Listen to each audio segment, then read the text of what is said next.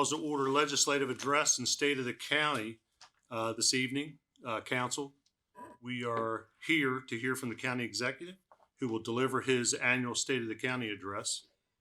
And at this time, ladies and gentlemen, Harford County Executive Bob Castley.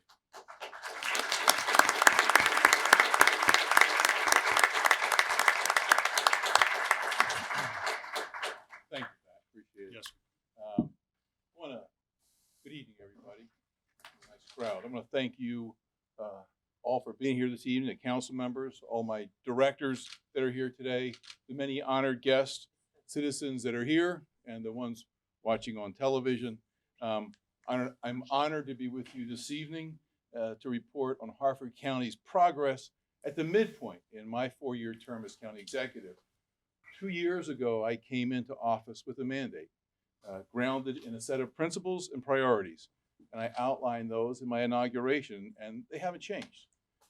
Those were integrity and accountability in government, public safety, a top priority, responsible budgeting to ensure good stewardship of our taxpayers' hard-earned dollars, economic development to achieve growth that sustains and enriches our entire community, support for education, for our children's future and for our own, a quality of life for all residents.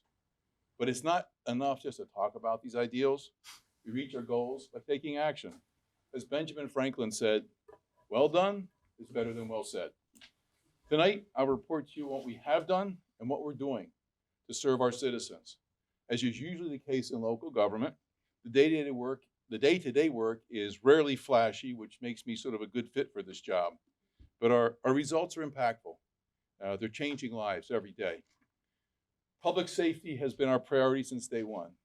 As you all know, just months into my term, I was notified by our volunteer Fire and Ambulance Association that the county had to immediately take over emergency medical services from the association. The resulting county-run ambulance service now includes 17 full-time, fully staffed, highly trained ambulance crews deployed 24/7 throughout our entire county. And I'm delighted to report that thanks to our efforts, EMS response times are down, and we're saving lives every day. These are situations where minutes count. Recently, one of our citizens, a 62-year-old woman, was going into cardiac arrest.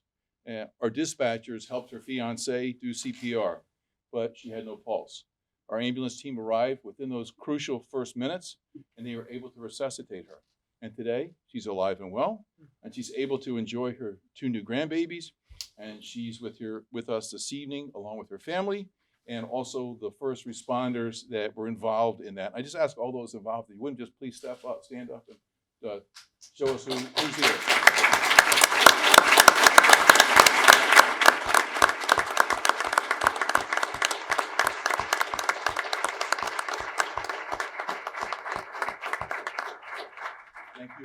Thank you, and congratulations. So we're on schedule now to complete construction of the long-awaited Abington Fire Company's new headquarters in Belcamp this coming fall. And that'll provide us with another location for our ambulance crews to serve the busy and I'm afraid too often dangerous I-95 corridor. I want to take this time to give special thanks to all of our volunteers and EMS providers. And I want to also thank all of our first responders for their incredible service to our citizens. I was on the scene of the response to the devastating house explosion on Arthur Woods. I had a first-hand account to witness the cooperation, coordination, dedication, and hard work of our volunteer firefighters, our emergency services department, law enforcement, including our Harford County Sheriff's deputies, federal and state law enforcement partners, our Department of Public Works, BGE, and other first responders. And I've seen the same level of professionalism and dedication in their well-coordinated responses to crimes and flooding and hurricane winds and other crisis events that we've been blessed with over the past year. We're providing additional support to our volunteer fire companies to ensure their continued service, including assistance in recruitment and retention, increased allotments for tuition assistance, and providing medical supplies for our volunteer and EMS providers. We can't thank these volunteers enough for their service and sacrifice. And I'm going to acknowledge John Gallagher, who's the president of the association. John, you can stand up. There he is. Thanks for being here.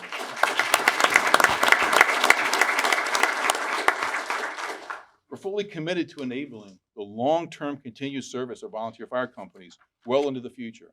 We all know there's challenges here and ahead. The Harford County Fire Association recently voted unanimously to request that the county provide some level of professional firefighters to supplement the great work being done by our volunteers. This just reflects the fact that our volunteer fire companies face unprecedented demands for service and challenges in maintaining an all-volunteer force. We're carefully evaluating the request. I want to be clear that we continue to be very well served by our volunteers, but we can't ignore the reality on the horizon. It's imperative that we continue planning for the introduction of some level of paid fire service in the future as resources permit. The other half of public safety is our police. Ladies and gentlemen, we're exceptionally well served, and we're honored to keep the promise to our sheriff's deputies that we made at the beginning of this administration to keep them as our top funding priority. Over the first 2 years in this administration, we've increased police compensation by 14%, and will continue to invest in our law enforcement officers, these outstanding men and women who serve us every day. We have funded 10 new deputies, 4 new school resource officers, and that'll be increasing to 7. We've also invested in state-of-the-art public radios that provide needed encrypted communications. I know the sheriff is with us here this evening. I want to say, Jeff, I look forward to working with you, and I thank all the members of the sheriff's office that I see back here in the back for attending, and I appreciate your support and look forward to working with you. In the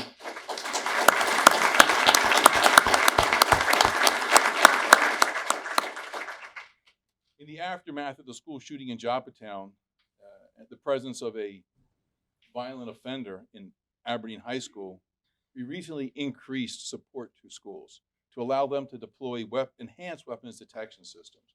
I went to Joppatown High School on the day of the shooting and immediately offered the county's full support.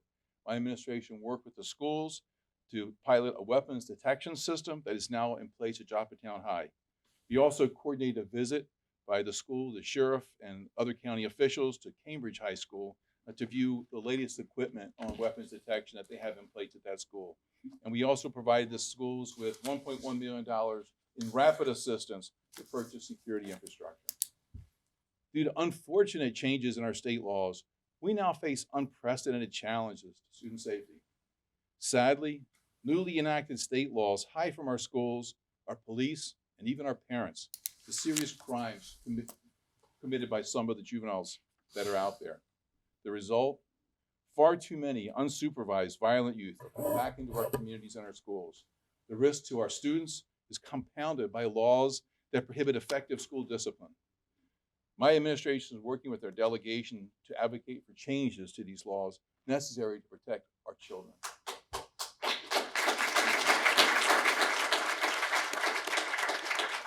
With our focus on public safety, we're ever mindful of the risk our citizens face every day simply as they and their loved ones go out on the public streets.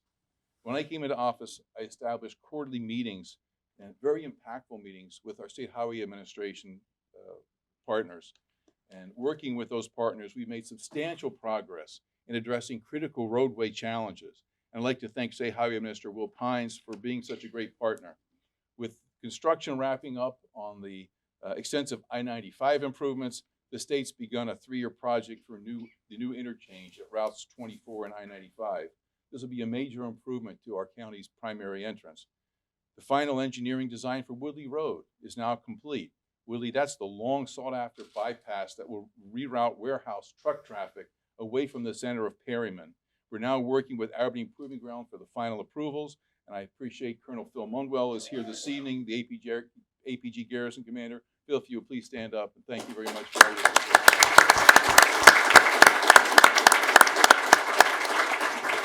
As you all know, the intersection of Route 23 and Grafton Shop Road has claimed far too many lives. When the state said they could not afford to keep the project, we kept the project on the active project list by offering on the county's behalf to pick up the state share of this project, which was 20%. The state highway accepted our offer, and then our Department of Public Works worked with our federal partners, so they'll be picking up 90% a contribution instead of 80%. We're moving forward with new sidewalk construction to replace the mud paths the citizens have trodden along Edgewood Road at Route 40, placing them out into traffic. And light timing, traffic light timing, has improved greatly along Route 24 and other arteries countywide, thanks to that close partnership with State Highway Administration. Harford County is about families. We've always had a strong commitment to improving our children's lives, and that's no more evident than our commitment to quality education. Let me be clear, Harford County has and will continue to fund our schools at or above state requirements. My administration will continue to work closely with the Board of Education and Superintendent Bolson to ensure our children have a first-rate education. I want to thank Dr. Bolson, if you wouldn't mind, sir. Thanks for being here this evening.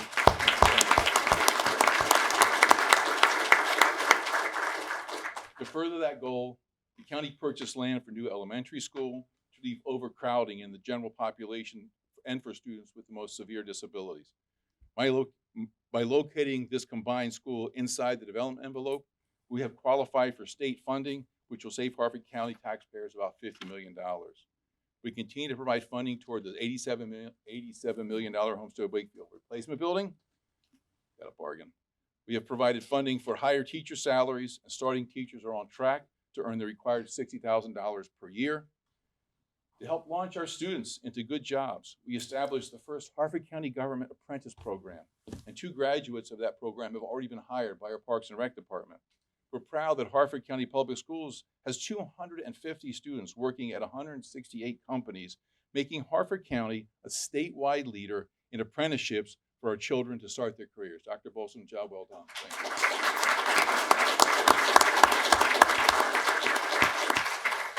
Maximizing the impact of taxpayer dollars is absolutely essential. To that end, we reconfigured our government to focus on achieving maximum levels of efficiency and productivity. I think of it as our own version of DOGE before there was a DOGE. Our Government Efficiency Task Force has explored cost savings and efficiencies throughout every part of our government. Our achievements to date include a thorough evaluation of our vehicle usage and maintenance to minimize the costs of buying and maintaining vehicles, a survey of all buildings countywide, that allows us to better prioritize maintenance and repair, a new ambulance building provider that resulting in substantial increases in revenue and efficiencies, a $14 million procurement savings through careful negotiation and best practices. Our talented law department has saved us $1 million in outside legal fees, and their 2024 attention to debt collection yielded enough revenue to fund an amazing 85% of the department's entire operating budget this year. High-tech investment in our transit bus service have allowed us to capture more federal grant funding, saving the county about $1 million. Parks and Rec looks to savings large and small, including their new LOMO program, where we reduce mowing frequency in certain areas, converting them into meadows and the like, saving money and helping the environment at the same time. The butterflies love it. As we continue efforts to spend less, our future prosperity depends on a thriving business community. Unfortunately, our state government has for too long been pursuing policies that are clearly at odds with a strong economy. As a result, the state economy is lagging well behind the rest of the nation, and with the state's projected revenue growth of less than 1% this coming year. We had to be honest about the budget challenges these state policies bring us both statewide and here at home in Harford. As Governor Moore said in his recent speech, urging county elected leaders to cut spending and grow the economy, it's not politics, it's math. The governor agrees with our Harford County strategy. We can't tax our way out of our fiscal challenges. Efficiency and economic development are key. While I welcome the governor's stated commitment to increase fiscal restraint and economic growth, our administration recognized this dire need 2 years ago when we first came into office. We were early to the game in understanding that state and county revenue projections were not at all sufficient to sustain projected budget increases. And we took the responsible step of pumping the brakes on spending. In doing so, we faced some harsh criticism, including criticism that this administration didn't know how to project revenues, allegations that proved totally unfounded. We were also early to recognize that what Governor Moore now calls the sugar high of federal stimulus spending had led our county to unsustainable levels of spending.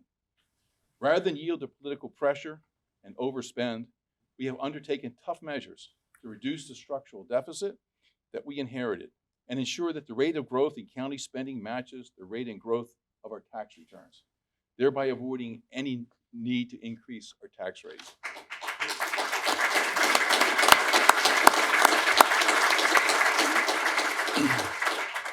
In doing so, we've earned awards for excellence in financial reporting, and we maintained our AAA bond rating. I want to thank this council for your support in updating the 20-year-old fee structures and realigning county fee structures so that those who choose to use government services pay their fair share for those services, rather than shifting those burdens onto all taxpayers in general. For example, we increased charges to developers for inspections, and we shifted them a greater share and increase in new school construction. Obviously, those folks and their vocal advocates are not happy. Masquerading as fiscal hawks, they're opposed to these measures, but taxpayers agree. It's basic fairness. Moving forward, I look forward to this council's assistance upholding our county charter. It's a roadmap to fiscal soundness and responsible government. Attempts by some to change or ignore our charter for political gain put these principles at risk. We must not stray from the wisdom of our charter, which has served our county so well for many generations.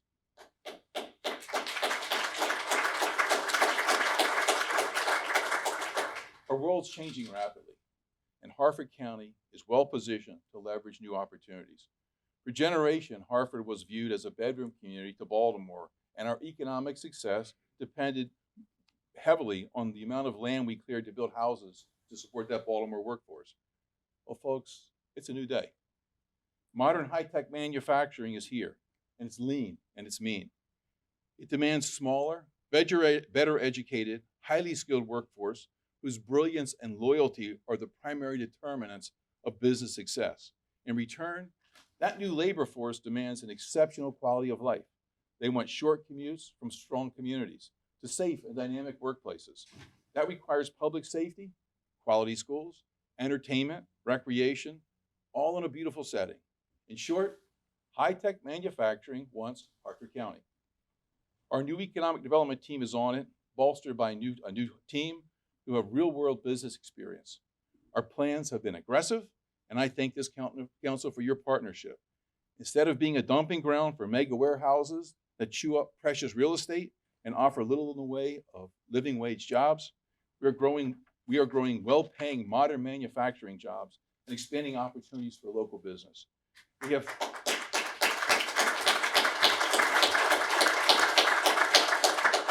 have 3 new high-tech manufacturers now, and 2 more are planned. Our future lies in attracting companies like Parsons, Deloitte, Fairwinds, and Leonardo DRS, which have now taken up residence in Harford County. Service Engineering, which supplies drones for the U.S. Marine Corps and is also supplying Harford County with American-made public safety drones, is expanding now under a contract to build drones for the U.S. Army. I know service representatives here, and I appreciate you being out there, Mike. Each of these companies offers well-paying jobs to local graduates, encouraging them to build careers and raise families here in Harford County. More local manufacturers are expanding. Locally owned Independent Can Company, a long-term Harford County business, has invested recently over $4 million to modernize their production line so they can compete with goods currently made in China, the Far East. Chesapeake Spice has just completed an expansion that doubles their manufacturing space.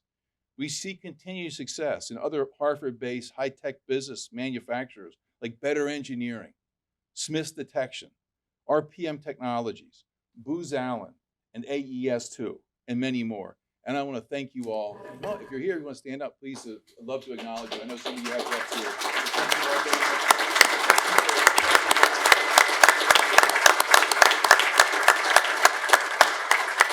Thank you for investing in your confidence in Harford County. And we'll not forget our startups and small businesses that are the backbone of our community. Our economic development team visited directly with 763 businesses this year alone.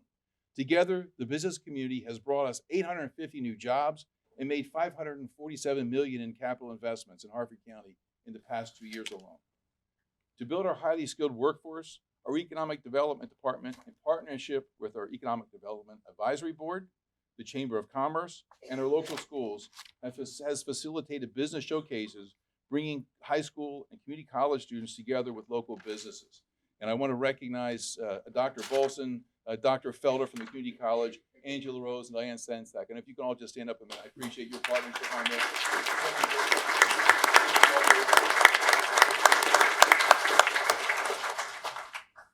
Growing business in Hartford does not mean we ignore the importance of our region and overall economic success.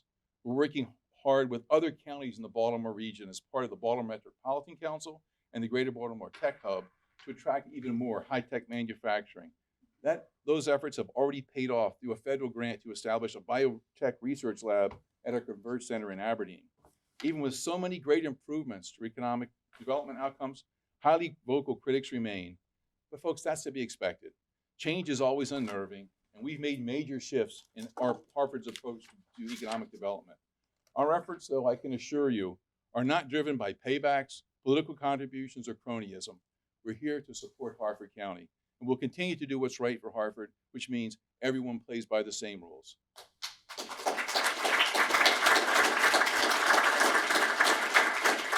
As a lifelong resident, I fully agree with our citizens who want to protect our wonderful quality of life. It's what makes Hartford County a special place to live. Toward that end, my administration is working with this county council, has protected more than 2,500 acres of farmland from development through our AgPres program.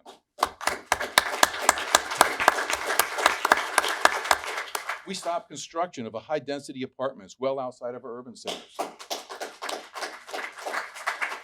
We shut down major development projects that violated our environmental laws, clogging our streams in the bay with silt. We hosted a very successful farm fair and Italian festivals, and we worked with the community to resurrect the Darlington Apple Festival. Construction is currently underway to complete the final section of the Ma and Paul Trail by March of 2026, creating an amazing 8-mile trail connecting Fallston, Bel Air, and Forest Hill. And I just want to give Paul Magnus, who's here this evening. Paul's been on this thing. You started this when you were in high school, Paul? For you pickleball fans, we opened an additional 12. Count it, a dozen pickleball courts this year. I get nailed for pickleball courts every time I go out into the public.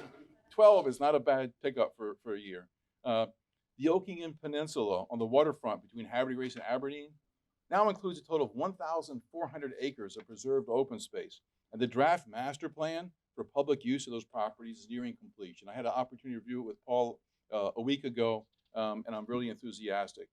We added an additional 132 acres of parkland in Joppatown and Edgewood communities, and this is planned for additional ball fields and a recreation center.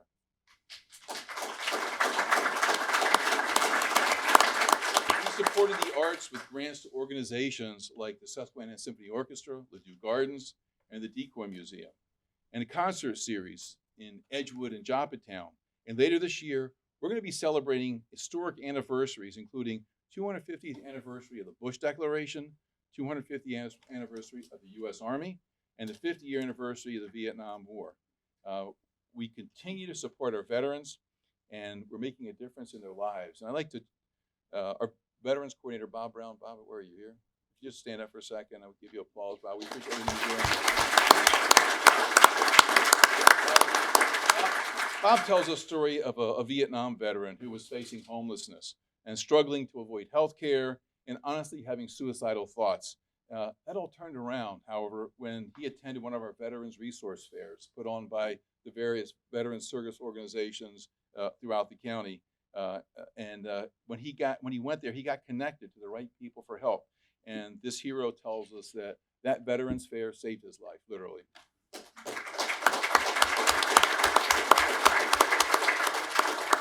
I'll take a moment to talk about our Southern County Task Force.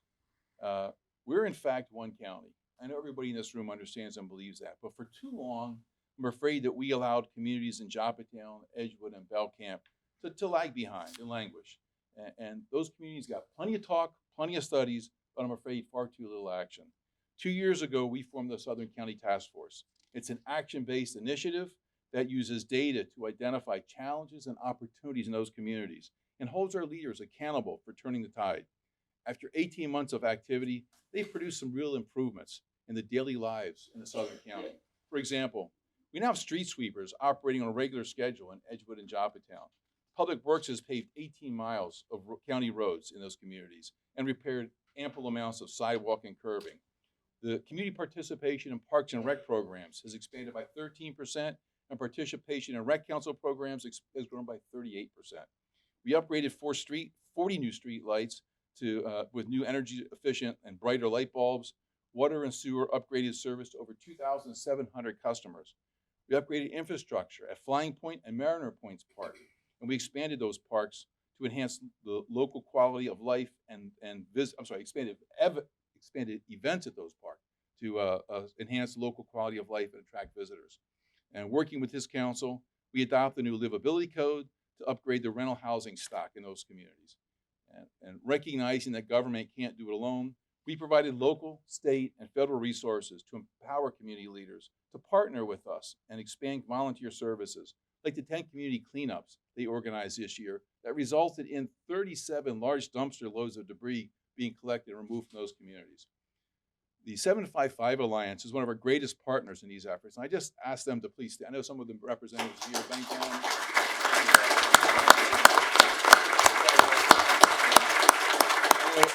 and Rob Wagner's our government leader. Rob, just stand up for a second. He leaves our Southern County Task Force effort. Thank you, Rob. We continue to value and leverage a strong partnership with community groups like Hartford Land Trust, 3P, Friends of Hartford, and our community advisory boards. And those folks from those groups, please just stand up. We appreciate what you are all doing to help maintain a better community.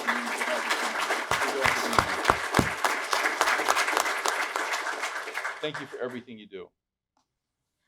Folks, in some way, Hartford County has had a tough year with 2 disturbing tragedies, one on the Ma and Paul Trail, another one in Joppatown High School. 2 neighborhoods face devastating house explosions, and others face historic flooding. But our community daily, I'm out in our community daily, and I see our residents rise to meet the challenges and support each other in good times and in bad. I'm also deeply grateful to see all of our county employees who work very hard every day. And when the unexpected happens, they rise at any hour of the night to help their fellow citizens. This is why I have such confidence in our future. Whether you live in Bel Air or Belcamp, in Jarrettsville or Joppatown, we're all neighbors. Everybody matters. No one is expendable. And we are all up to the challenge of making Hartford County the best it can be. I see it every day. We're rising together, and the state of Hartford County is strong. Thank you all. God bless you, and God bless Hartford County.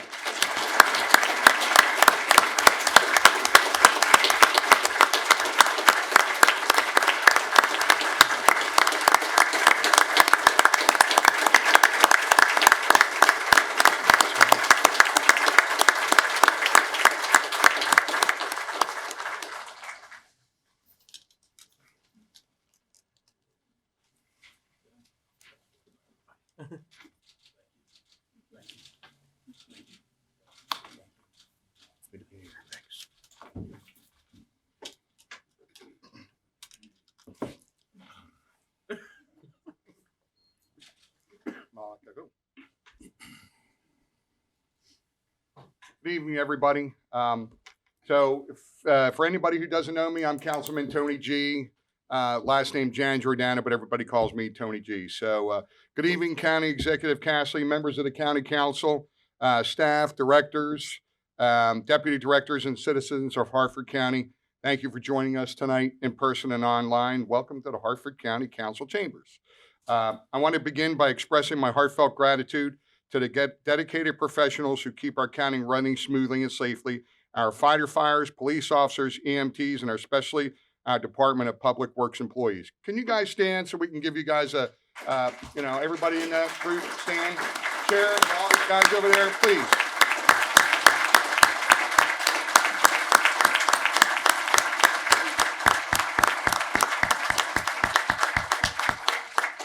Thank you. This evening, I have the privilege to introduce somebody who exemplifies the very best of Hartford County, a leader who needs no introduction but has more than earned it. Patrick Vincenti is a person who embodies the spirit of our community. He's deeply invested in Hartford County, always willing to meet with residents, listen to their concerns, and dedicate endless hours to finding solutions. Though his role as council president is officially a part-time role position, Pat approaches it with full-time dedication, a role of where people and legislators agree and disagree daily. He constantly prioritizes collaboration and greater good of Harford County citizens. While I tend to be more outspoken and direct, Pat is reserved and solid, a true rock. He has an incredible ability to listen, which is often exactly what people need most, to feel heard. I've had the privilege of speaking with him almost every day, and while we don't always agree and see eye to eye, we share a common goal, serving the people of Harford County to the best of our abilities. As we look ahead to the upcoming budget discussions, I'm confident that our council will work diligently to advocate for the most effective use of our limited funds. There's still room for growth. We must continue to attract high-paying jobs in fields such as manufacturing technology. Harford County boasts a highly skilled and capable workforce, and we have tremendous opportunities to strengthen our economic foundation by collaborating with APG, leveraging our proximity to our northern markets. A great leader surrounds himself with talented individuals, and Pat has done exactly that. With an exceptional aide like Sam Harris by his side, and despite not being able to choose his council members, Pat's leadership has elevated all of us to perform our best. It's my honor to introduce Council President and true leader and advocate for Harford County, Patrick Vincenti.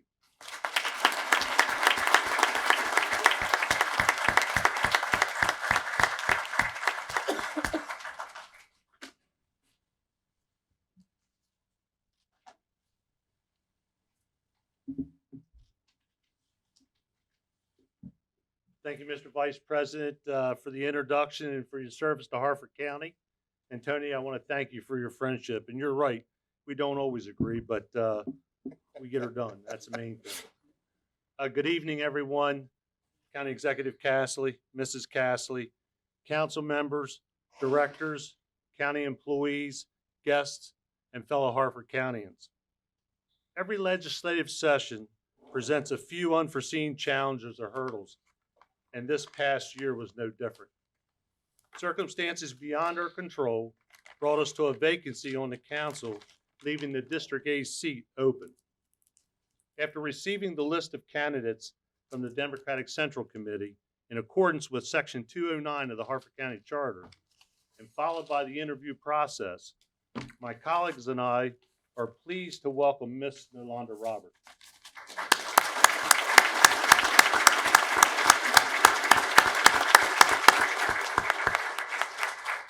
Ms. Robert was duly confirmed by this council on January the 7th.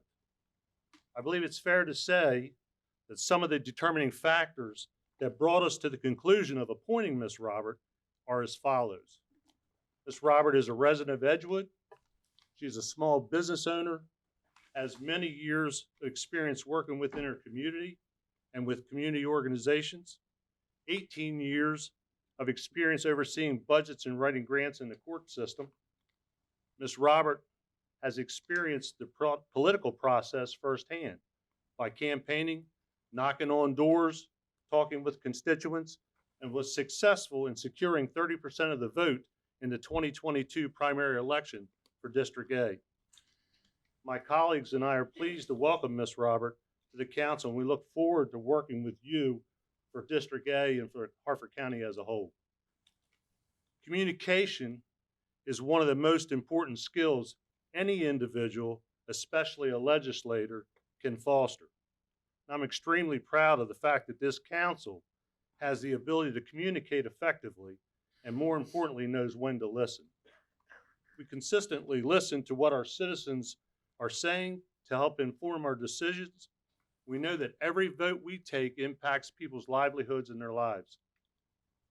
For 2025, one of the council's largest responsibilities is comprehensive rezoning process. Our role in this process is to act as the final approval authority on these zoning reclassifications based on the recommendations provided by the Department of Planning and Zoning, the Planning Advisory Board, and ultimately the county executive. We look forward to receiving these recommendations in the form of legislation from the administration by mid to late February, and hopes for a March 4th introduction. From there, Council will host 2 public hearings to receive input from citizens and property owners within the month of April. Final vote with any possible amendments should take place in May. Right on the heels of comprehensive rezoning is the fiscal year 26 budget, and it'll be making its way to the council. Council serves as a physical authority to the administration, exercising final approval over the annual budget. We'll receive the county executive's budget on April the 15th and begin our work sessions and public hearings shortly after. As in years past, education, public safety, economic development, and land use will be among the council's priorities. We know that all of these essential components play an integral role and enhance the quality of life Hartford citizens have become accustomed to. It's our pleasure now to recognize Superintendent Bolson, Dr. Felder from Hartford Community College, members of her leadership team, Board of Ed members, and educators here this evening. So thank you for being here.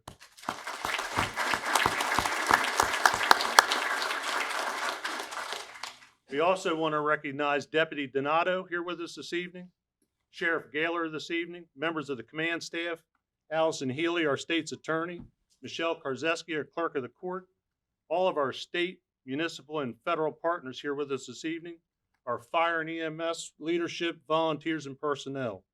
We thank you for being here with us this evening, and we thank you for your continued dedicated service to the citizens of Hartford County. We look forward to continuing the strong working relationships we've built with your offices and organizations over the years.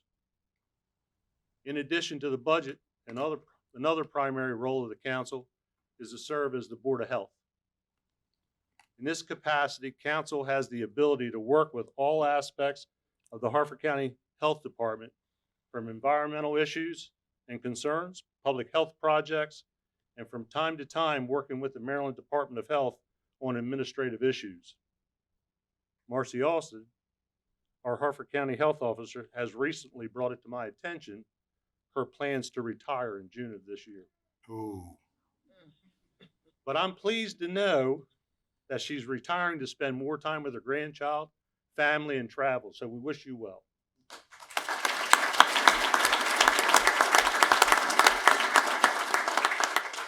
In her tenure, Ms. Austin has served in various areas within the health department, including school-based health centers, public health dental clinics, and Megan's Place.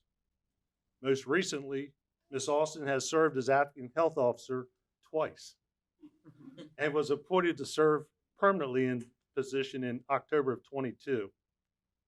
My colleagues and I thank you, Marcy, for being here this evening. We thank you for your 22 years of dedicated service and leadership to the citizens of Hartford County.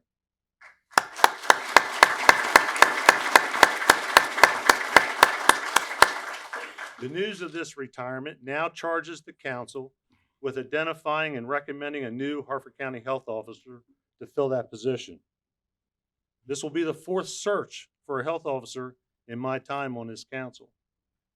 The search will encompass a nationwide applicant pool and will be a combined effort of the Maryland Department of Health, this council, the administration, and all of our community health partners. We will start to identify members of this search committee, and it's our hope and intent to begin this process for new health officers soon. In closing, as your council president, I will continue to hold myself and this council to the highest moral and ethical standards in order to best serve the citizens of Hartford County. Each of us took an oath of office to support the Constitution of the United States and be faithful and bear true allegiance to the state of Maryland and support the Constitution and the laws thereof. My council colleagues and I thank our citizens for placing their trust and confidence in us to serve.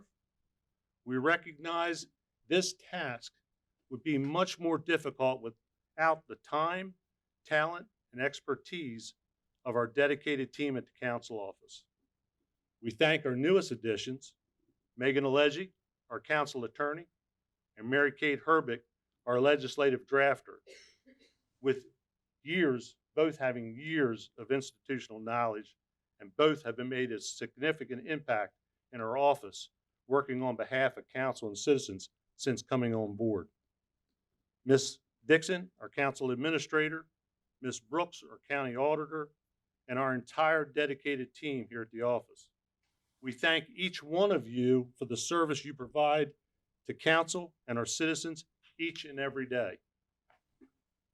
I want to offer my special thanks to my legislative aides, Ms. Harris, Ms. Lentz, and Ms. Sapp, and to my budget advisor, Mr. Ondish, for their service and commitment to me, my office, this council, and the county. I also want to recognize my wife, Jeannie, and thank you for your love and devotion. I want to thank you for being here tonight.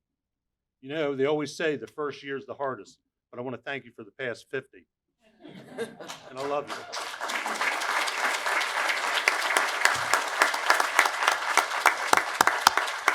I always say this, and it's true, without your support, I couldn't serve in any capacity. So Harford County truly is a great place to live, learn, work, and raise a family. I want to thank you, and God bless this great county.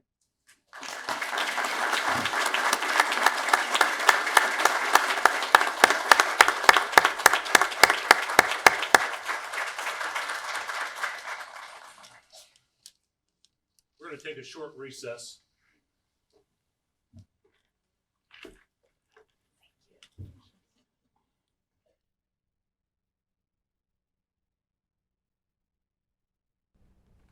Good evening. Chair calls to order public hearings for Bill 24-040, Solid Waste Management. Mr. Schoenberger, want to come forward, please?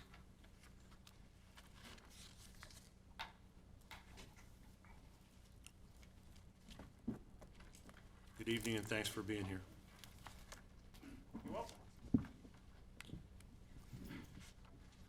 So I am Jeff Schoenberger with the Department of Public Works.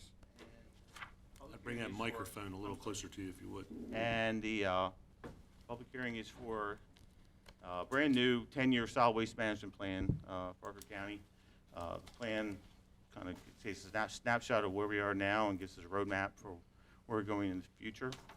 We hired SCS engineers from Western Virginia to prepare this plan for us, and Stacy Demers from SCS is going to do the presentation for me. Yes. All right, thank you for inviting me to speak today. Can everyone hear me okay? Am I talking? Okay, great. Yes. All right, so the Harford County Solid Waste Management Plan, as Jeff mentioned, we were hired over a year ago, November. I think we started the planning process in November 2023. So we've been working on this with Jeff quite closely for a plan for the next 10 years, 2025 to 2034. Right?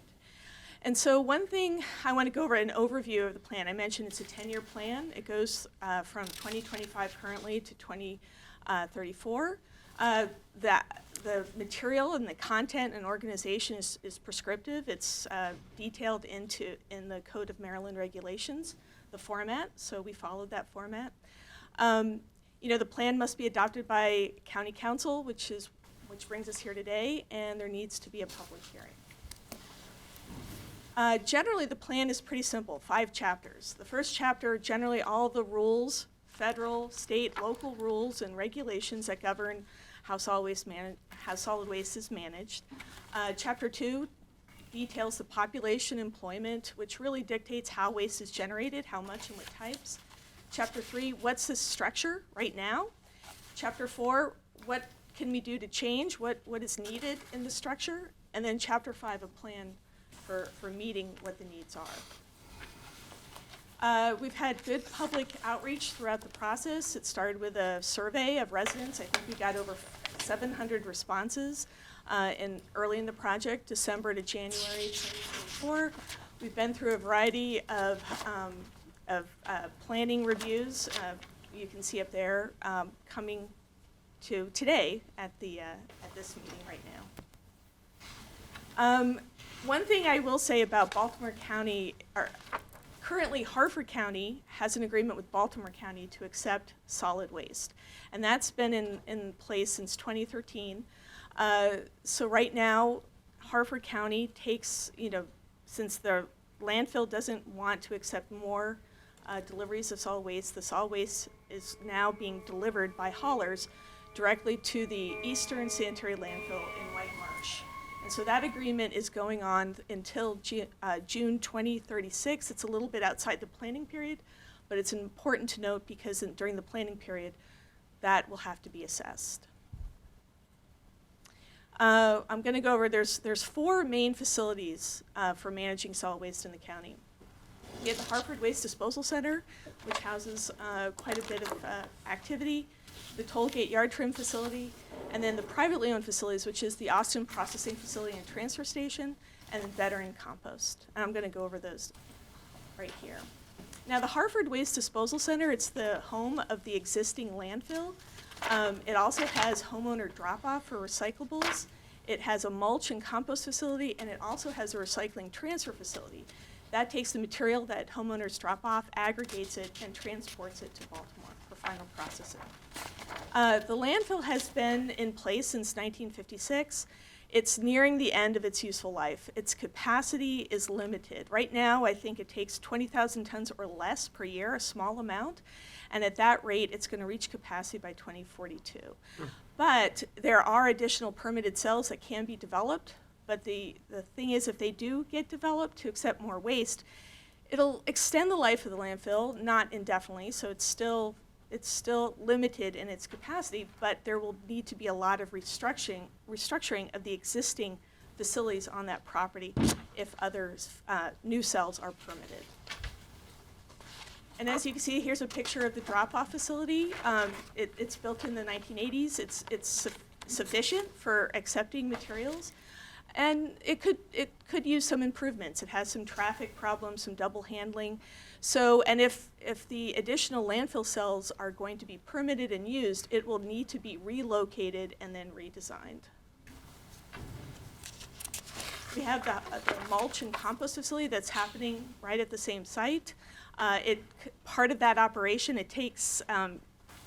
part of that operation is right on the existing area where new cells would be permitted, so it would have to also be relocated. But right now, it accepts leaves and grass, takes brush and limbs, and then it makes compost and mulch for residents. So we also have the recyclable materials transfer station. So this is where the recyclables that are accepted at the drop-off center by residents are aggregated, and then the county transports those to Baltimore County per the agreement we have with them. The Tollgate residential yard waste facility, that is a smaller facility. It's not far from here. I hear like 2 miles that way. Small site. So this is some place that also, or that takes the more yard waste generated by the county. Then we have the privately owned facilities. One is the Austin Processing Facility and Transfer Station. It's located in Joppa. The county mainly uses this facility to take its tires. That's the main purpose. That's probably the main material that it accepts, but it's also permitted to accept a variety of other materials such as scrap tires, cardboard, construction and demolition material, things like that. We also have Veteran Compost. That's a privately run composting facility. It's the only facility in Hartford County that accepts food waste.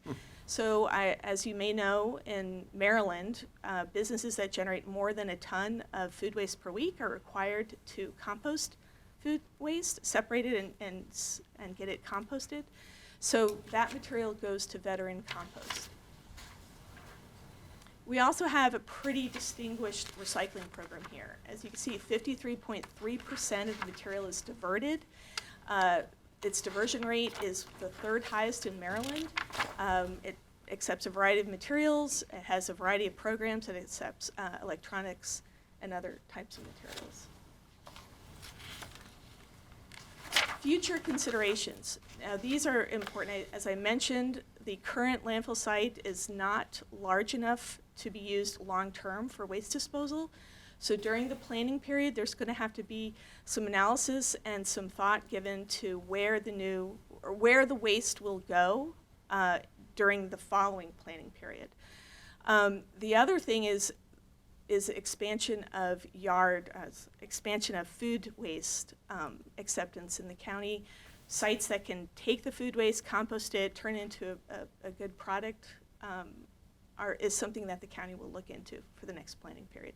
We have veteran compost, but the county may need other facilities that can help in that regard. We're also expecting significant cost increases, no matter what the decision is. And as usual, we'll continue to evaluate federal, state, and local regulations to make sure the solid waste management plan follows those. And then we have the action plan. So the action plan, you can see it here, a lot of it is business as usual. It's what the county is already doing in terms of recycling, diversion.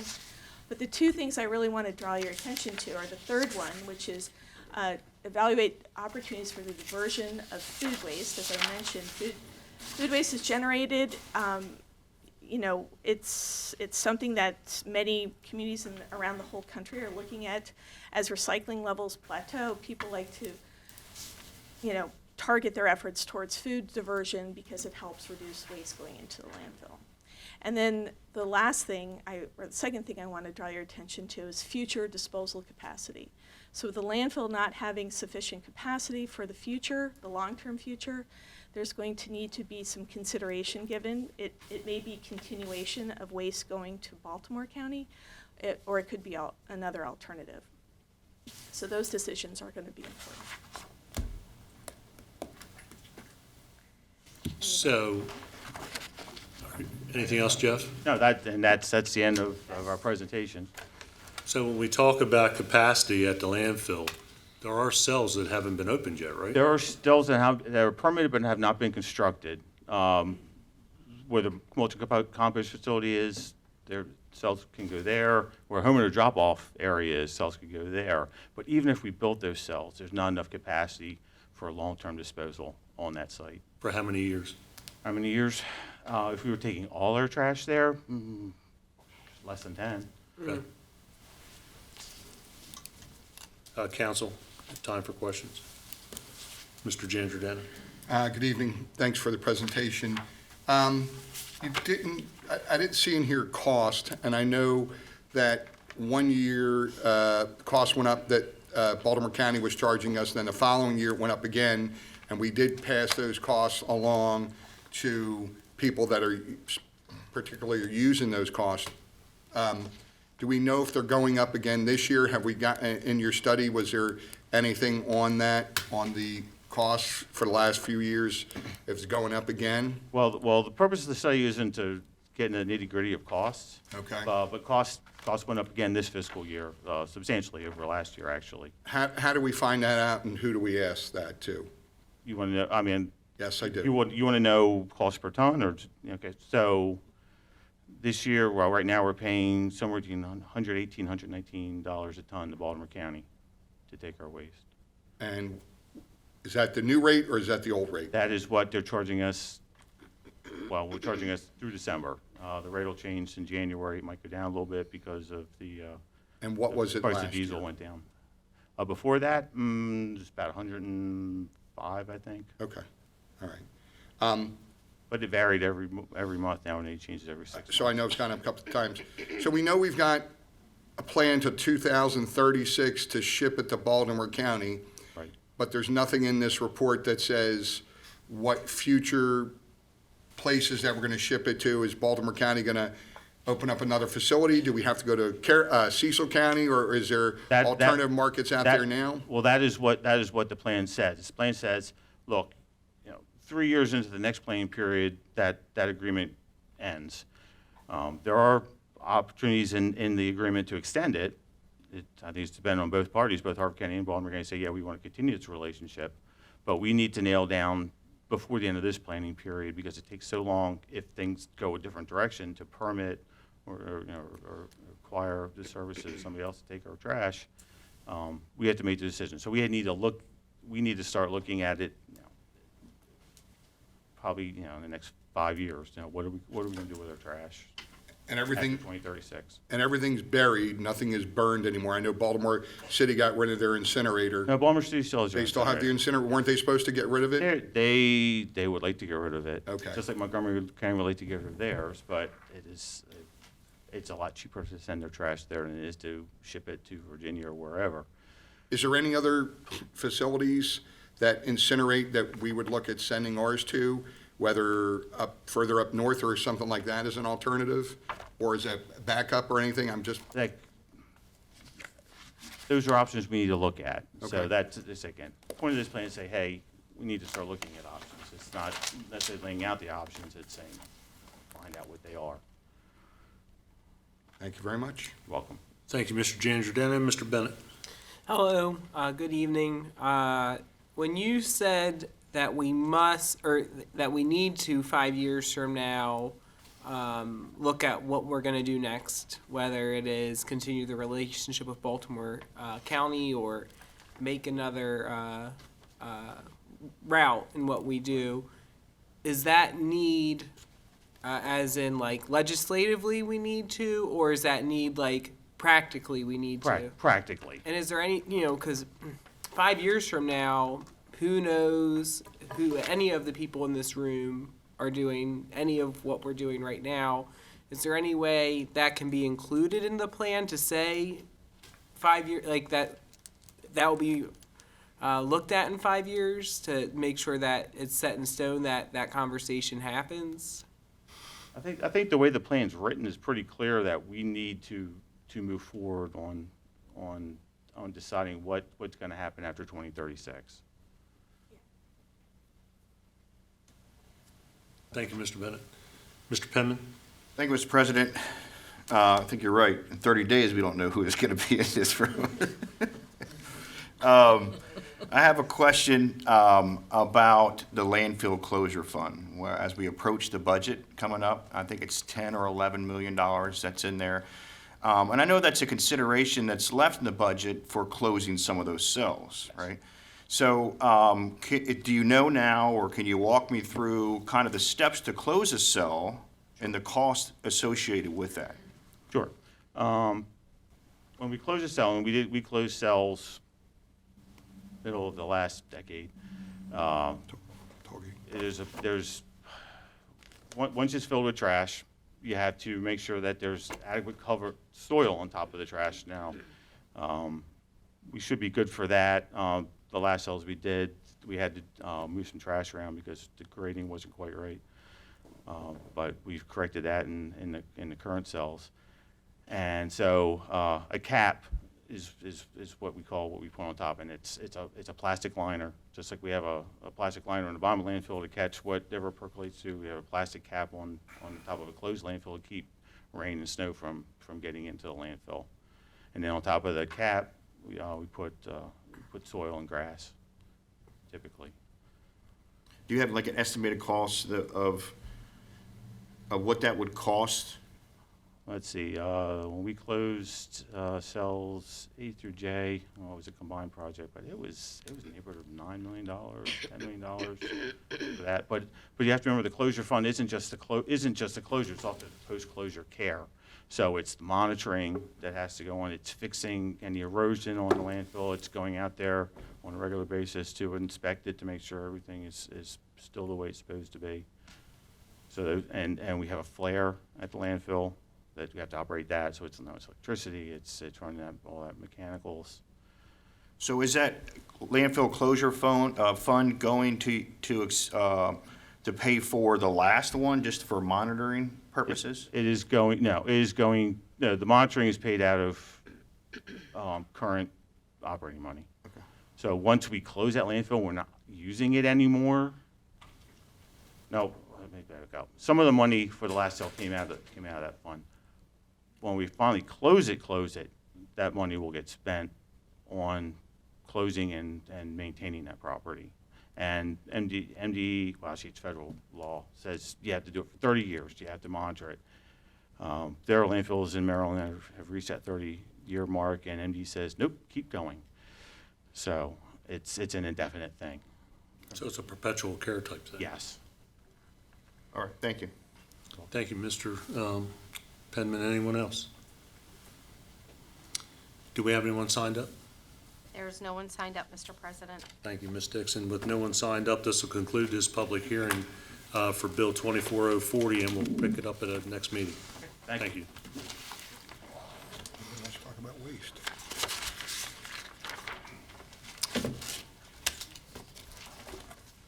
We'll open up the public hearing for Bill 24041, Chapter 267 zoning. Mr. Riley. Yes, this bill is 24041, Chapter 267, zoning setback for extraction and blasting activities. This bill, if it adopted, would adjust the setback requirement for mineral extraction and related blasting activities with those that are defined in the state law and also Comar Title 36. And this mostly has to do with the Vulcan Material Company up there on Quarry Road. Thank you, Mr. Riley. Anyone else have any questions or anything to say? Mr. Bennett? Could you help with just clarifying what is set in Comar as far as, because we're going to take the requirements from being 2,000 feet from any residentially zoned parcel to whatever is set forth in Comar. What presently is in Comar for those setbacks from residential areas? I don't have that with me. Let me see if it's in the bill.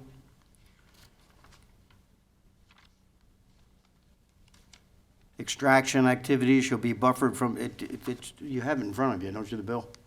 Yeah, it's on page 1. CI, LI, and GI industrial districts. B and C. D and E.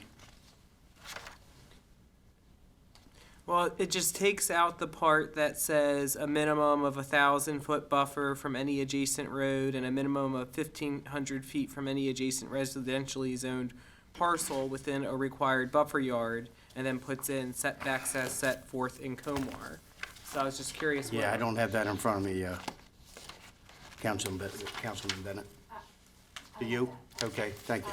So the Comar Title 26 and 262101.17 are the surface mining regulations, and the permit area has a setback of not less than 25 feet from a property line. So that's the setback for surface mining. There's blasting setbacks in the other section that's later referenced in the bill, and that's 1,000 feet. So it's 1,000 feet from an occupied dwelling, school, church, hospital, and then there's other parameters in there, so there's a lot of other things. But as far as the numbers and the distance, it's a permitting setback and then another setback for distance from schools for blasting. So there's two separate setbacks, one for excavation and one for blasting. So essentially, we're going to be changing the setback from 1,500 feet to 1,000 feet. 1,025. No, so, well, it depends. So for the blasting activities, it's 1,000 feet. And again, I'm summarizing, but it's 1,000 feet from churches, schools, et cetera. For the permit area for the excavation, it's 25-foot setback from any adjacent property. So there's two separate sections of Comar that apply, and you'll see in the bill where the buffer is taken out and the Comar section is put. So it's either going to be 25 feet permit for excavation, 1,000 feet from those other structures for blasting. And Megan, do you have the actual map? I do not. You do not? Okay, I'll make sure I get that to you, Councilman Bennett. For the specific property? Yes. No, I don't have Okay. anything for the specific property. And then, have there been any considerations as far as noise for residents near any of these sites, as far as by moving the blast closer to their home on if it's an appropriate distance to prevent noise or rattling or any of those type experiences? They have, that has been addressed in the past. Again, this is an ongoing site that's been around for a while, and they have addressed that in the past. And I think since they probably had about 2 or 3 complaints, as I know of, me personally have got, and they probably have about 6 or 8, and it's specifically from that community that's closest to the site. But if you take a look at the map, they're just taking a bigger chunk of what they already, Vulcan already owns, out of the earth. Those are my major questions. I just wanted to make sure I understood, because it says to maintain setbacks as set forth in Comar, but making sure the public hears what does Comar actually say. Because it's clear when you say a number, but it's not as clear when you ask someone to go open up another book to find that number. Thank you.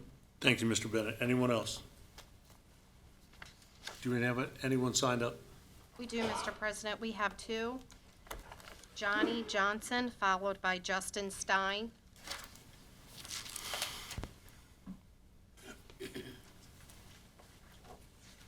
Name and address, please, sir. My name is Johnny Johnson. My home address is 2622 Deer Park Road, Finksburg, Maryland, 214048. My work address is 938 Quarry Road, Havre de Grace, Maryland. Thank you. My name is Johnny Johnson. I would like to speak in favor of the proposed legislation. I've been in the stone industry for 40 years and visited well over 100 quarry operations. For more than 30 years, I've been the environmental manager in Maryland and surrounding states for Vulcan Materials Company and its preceding entities, being involved in starting new operations, expanding existing sites, and reclaiming finished aggregate sites. As you may be aware, quarries are very heavily regulated in all activities that occur in a mining operation. As the environmental manager, my job is to oversee all compliance issues related to anything environmental, whether it be air, groundwater, water discharge, stormwater, erosion, or any other environmental compliance matter. Vulcan Materials, and specifically the Havre de Grace Quarry, have a long positive track record of environmental compliance. Each year, we spend hundreds of thousands of dollars ensuring that we meet or exceed all regulations pertaining to our site. The proposed legislation would change the blasting setback limits in the county code from independently agreed-upon setbacks to those setbacks required by the State Department of the Environment. As the entity that oversees surface mines and their operations, no entity is better equipped to propose appropriate limits for blasting than MDE. The state standard will serve to allow quarry operations to continue to provide much-needed aggregate to the area while doing so in a manner that protects the citizens, their neighborhoods, and the built environment around operating quarries. Blasting has been studied continuously since around 1957. With the advancement of blasting emulsion products, technology, and computer-designed blasting, such activities are designed and monitored to have no potential to damage nearby homes and structures in and around quarries. After reviewing this proposal, we are confident that this legislation will not negatively impact our ability to operate our facility safely while continuing to comply with all regulations intended to protect the environment and neighborhoods around the facility. Thank you for the opportunity to speak on this issue, and congratulations to you for finding a way to encourage regulations that support business, the communities they serve, and the neighborhoods in and around those affected operations. And I have a copy here to submit to the clerk for the council. Thank you, sir. If you just walk around and give it to Ms. Dixon. Call your next speaker. Justin Stein. Good evening, sir. Name and address, please. My name is Justin Stein, and my address is 2854 Connecticut Avenue, Northwest Washington, D.C. My work address is also 938 Quarry Road, Havre de Grace. Good evening, Chairman and members of the County Council. I'm the Community and Government Relations Manager for Vulcan Materials Company. It's a pleasure to be here speaking tonight in support of this legislation. Vulcan Materials is the largest producer of construction aggregates in the United States. We operate over 400 facilities and have over 11,000 employees. Tonight, I'm here to represent the more than 80 employees that work at our Havre de Grace Quarry. This quarry has been successfully providing construction aggregate to the community since the 1950s. Vulcan acquired the quarry in 2008, and during this time, we've had an exemplary record of safety, health, and environmental compliance. We've been actively engaged in the community through volunteer service and community donations. This facility is well known as one of the leading producers of riprap and armor stone in the eastern United States.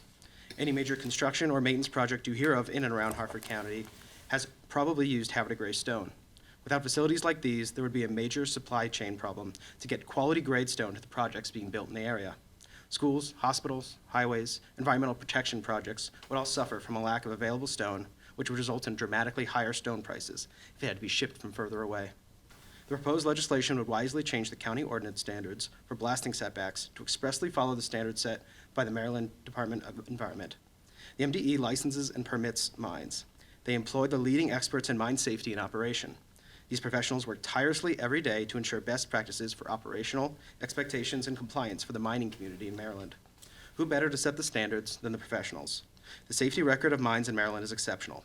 By linking the county's blasting setbacks directly to the standards set at the state level, you can be assured you are providing the highest protection and safety of the communities located around a quarry, at the same time allowing quarries to continue to operate and provide their much-needed construction aggregate in a safe and economical way. This legislation is a great step that will protect citizens and businesses at the same time. Thank you for the opportunity to speak tonight, and I urge you to vote for this proposed legislation. Thank you. Thank you, sir. There are no more speakers, Mr. President. With no other speakers, we'll go ahead and conclude the public hearing for Bill 24041 and take it up at our next meeting. We're going to move right into the legislative session. Legislative session day 25-002. I would ask you to please stand for the Pledge of Allegiance, followed by the opening prayer by Councilwoman Roberts. I pledge allegiance to the flag of the United States of America and to the republic for which it stands, one nation, under God, indivisible, with liberty and justice for all.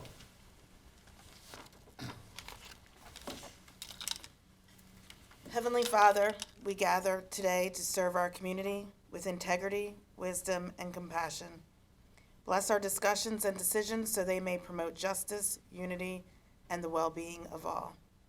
May we approach this work with open minds, respectful hearts, and a shared commitment to the greater good. I'd also like to extend our prayers to the communities in California, asking for your protection and strength as they continue to face the devastation from the wildfires. Amen. Amen. Thank you, Ms. Robert. Agenda number 4, presentation of proclamations. We have none. 5, consideration of petitions, applications, appointments, nominations. We have none. 6, special presentations. We have none. 7, approval of minutes, public hearing January 7th, 2025, legislative day 25-001, January 7th, 2025. Are there any corrections to the minutes?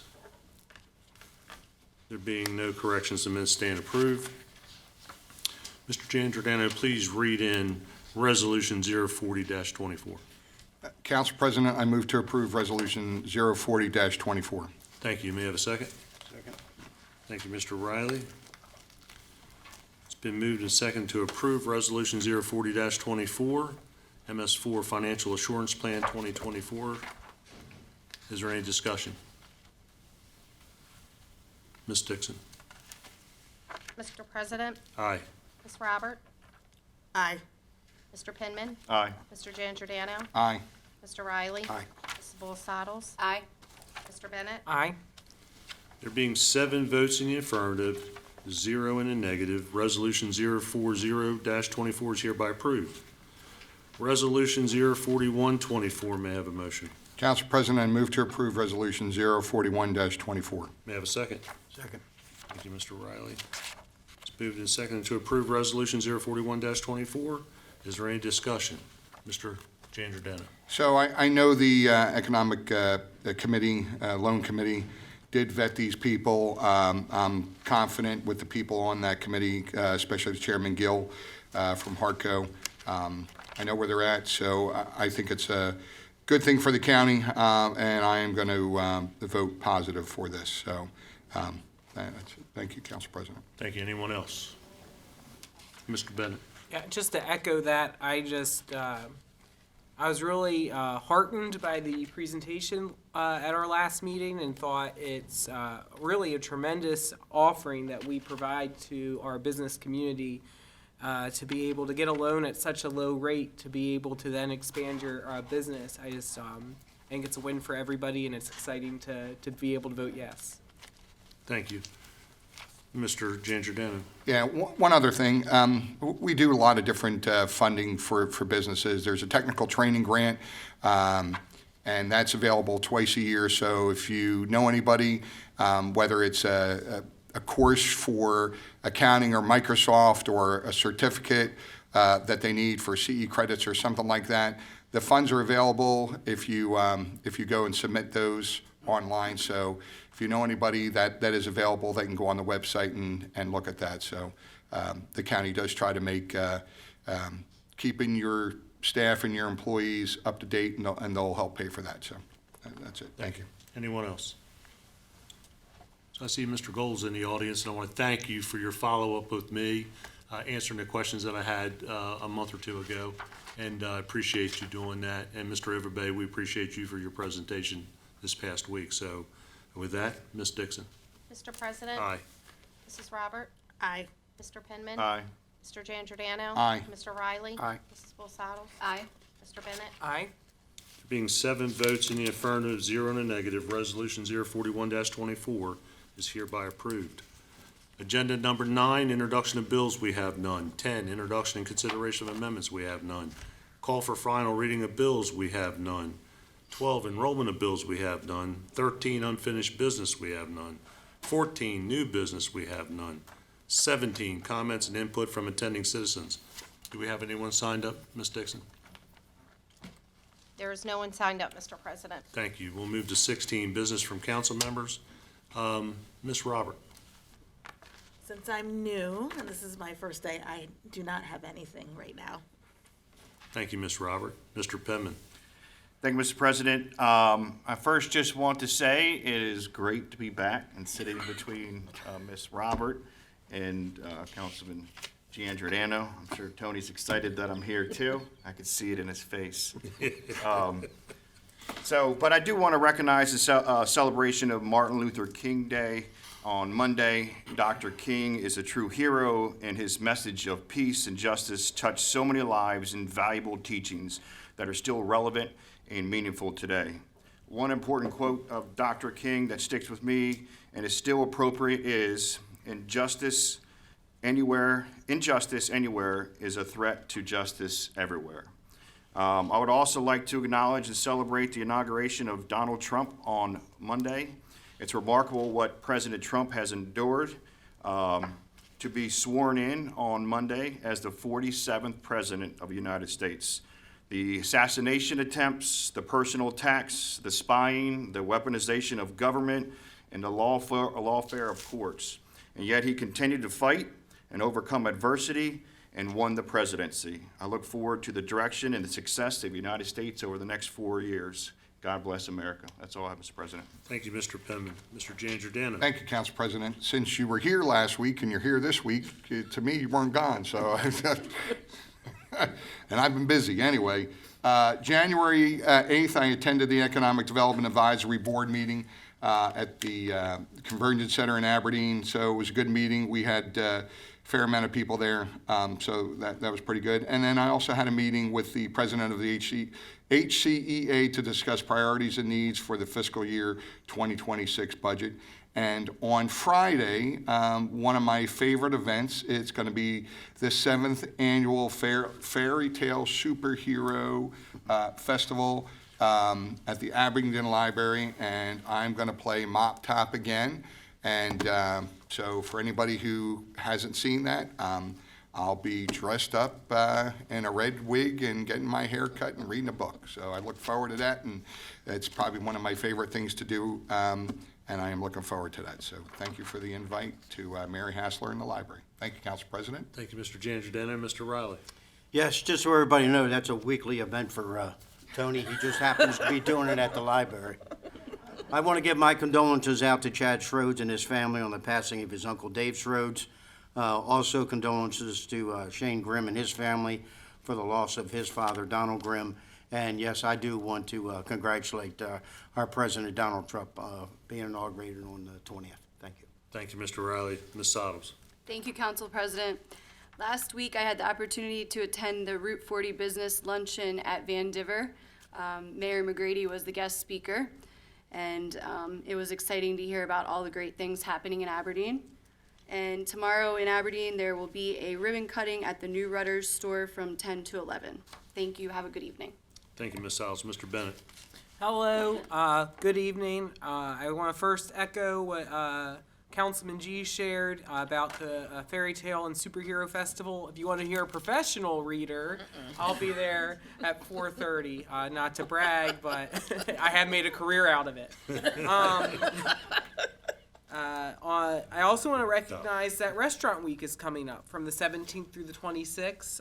You can go to a local restaurant, experience some really special menus.